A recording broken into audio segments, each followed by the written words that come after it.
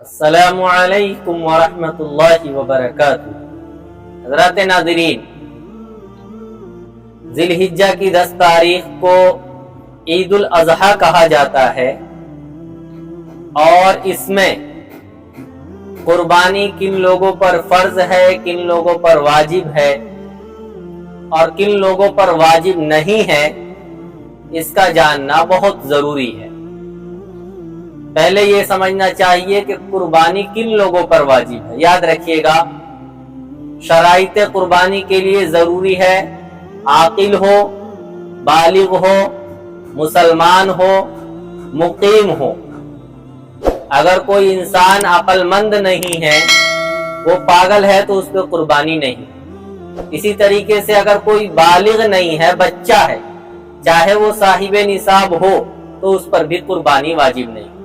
اسی طریقے سے مسلمان کا ہونا شرط ہے، مقیم کا ہونا شرط ہے، مسافر نہ ہو، چاہے وہ عورت ہو یا مرد، اور اس کے پاس 7.5 تولہ سونا یا 52.5 تولہ چاندی یا اس کے برابر مال ہو، جو ضرورت اصلیہ یعنی زندگی گزارنے کے ضروری اسباب سے وہ یہ مال خالی ہو، تو قربانی واجب ہے۔ یہاں تھوڑا سا فرق یہ یاد رکھیے گا کہ قربانی اور زکوٰۃ کے نصاب میں 2 اعتبار سے فرق ہے۔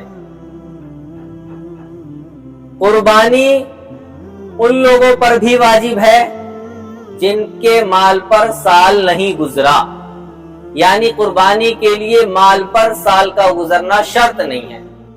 اگر کوئی انسان عید کے دنوں میں ہی مالدار ہوا، اس کے پاس مال آ گیا نصاب کے بقدر، تو اس پر قربانی واجب ہوگی، زکوٰۃ واجب نہیں ہوگی، کیونکہ زکوٰۃ کے لیے سال کا گزرنا شرط ہے اور قربانی کے لیے سال کا گزرنا شرط نہیں۔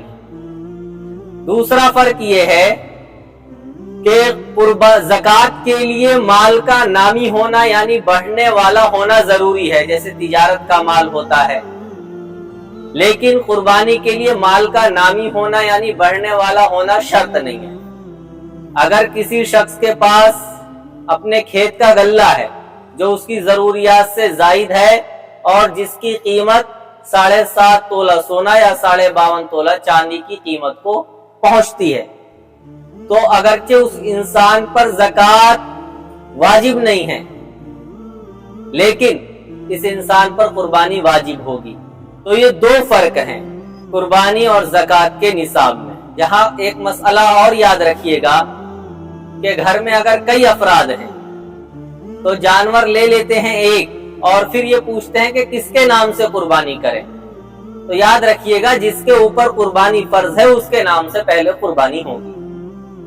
مثال کے طور پر ماں، باپ، بیٹا اور بہو سب ایک ساتھ رہتے ہیں، تو اب آیا کہ قربانی کس کے نام سے ہوگی، تو پہلے یہ دیکھا جائے گا کہ کن لوگوں پر قربانی واجب ہے۔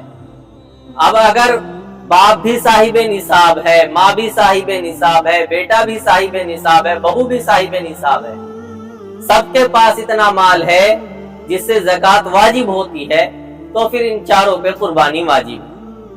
اور اگر سب پہ نہیں ہے، کچھ پہ ہے کچھ پہ نہیں ہے، تو جن لوگوں پہ ہے ان پہ قربانی واجب ہے، جن لوگوں پہ نہیں ہے ان پہ قربانی واجب نہیں۔ فقط والسلام۔